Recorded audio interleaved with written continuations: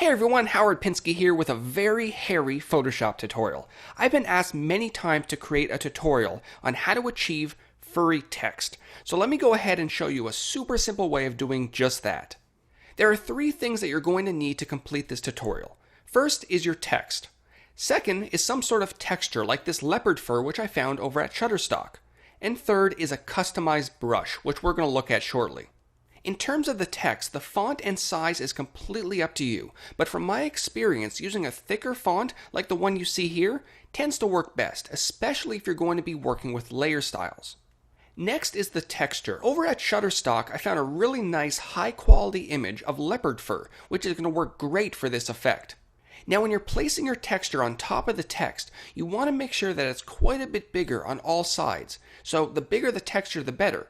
But at the same time, you probably want to include as many of the spots as possible, so you may want to scale it downwards if it's a little bit too large. Now the simple solution to this effect would be to right-click on the texture layer in your Layers panel and create a clipping mask, which would place that texture inside of the text and allow you to move it around. If this is what you're looking for, then great. However, if you want a more hairy effect, let's back up a step and forget about the clipping mask. Instead, we're going to be working with a layer mask, which is going to give us a little more flexibility when it comes to adding the hair. To add the layer mask, first hold down your Command key on the Mac, Control key on Windows, and then click on the text layer's thumbnail to turn it into a selection.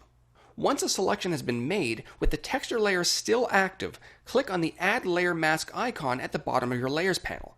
The result should look identical to when we used the clipping mask, but because we now have the ability to easily hide or show portions of the texture layer, we can use a custom brush to add in the hair. And to do that, let's turn to our brushes. Pressing your B key will quickly activate your brush tool, which you can also find in your tools bar to the left. Now at the top on your options bar, you're going to find your brush picker, which includes many of the brushes that come with Photoshop. However, the brush that we want to use isn't available by default. Clicking on the gear icon at the top right corner will reveal the preset packs that can be loaded in. DP brushes is what we're looking for. These brushes were created by Daniel Presedo on the Photoshop team, and until this week I had no idea what DP stood for. That's one mystery of life solved. So when this window pops up, pressing append will add Daniel's brushes to the bottom of your current list. The brush that we're going to start with will be DP Crackle, which should be the second last brush in the picker. You also want to make sure that the mode is set to normal, and that the opacity and flow are both set to 100%. Now I mentioned at the beginning that we're going to need a customized brush. For an effect like this, using any of the brushes as they are will not give us a believable result. So to customize a brush in Photoshop, you're going to want to open the brush panel, which you can find under the window menu at the top. Once it's visible, in the brush tip shape section, go ahead and decrease the brush size to around 70 pixels and the spacing to around 25%.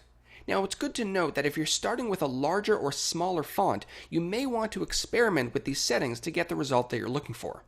Next, let's hop into Shape Dynamics. To give some variation to the size of the hairs, go ahead and crank up the size jitter to 100% and keep the minimum diameter at 0. Now to also give some variation to the angle of the hairs, increase the angle jitter to around 10% and then set the control at direction. This will allow the brush to rotate as it's being drawn around the letters.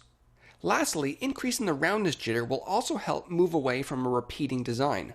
100% should work well.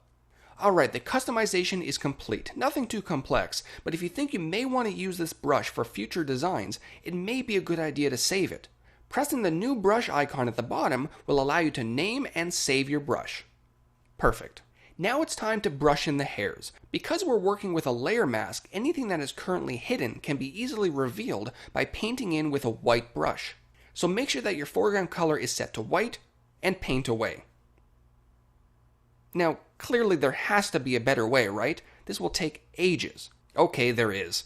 There's an option within Photoshop that can allow you to brush along a path, and luckily we can easily create a path from existing text. If you right-click on your type layer in your Layers panel, selecting the Create Work Path option will create a path from your text. It may be hard to see, but you should see a very thin line around your letters. That's your path, which you can easily hide or show with your Command or Control, Shift and H shortcut. Now in the process of creating that path, your text layer was probably made active.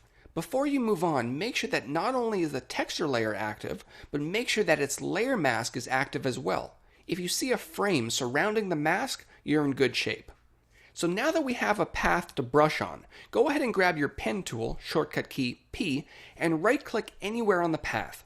A few options down, select Stroke Path. These are the tools that we can use on our path, but as we've been customizing a brush, we're going to stick with the brush option, and we're going to make sure to keep Simulate Pressure off so that the opacity is even throughout the design. Once you press OK, you're going to see a few hairs have been added to the outside of the text. It's a good start, but it needs more. Here's a neat trick. Now that we've told Photoshop what to use to stroke the path, hop back over to your brush tool, shortcut key B, and simply press Return or Enter on your keyboard to repeat that stroke. Keep pressing Return or Enter a few times until you're happy with the density of the hair. 5 or 6 times should give you nice results. That's looking much better. Now finally, depending on the texture that you used, you may want to blur the mask ever so slightly. I'm going to add a very subtle Gaussian blur of around 0.3 pixels just to soften out the hairs a touch.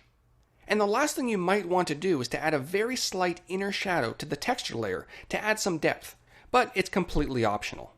And that should do it, a fairly simple way to create hairy text in Photoshop. If you end up trying this out yourself, I'd love to see what you come up with. Post your results on our Facebook page over at facebook.com/iceflowstudios, and make sure to check out my other tutorials at iceflowstudios.com. Take care.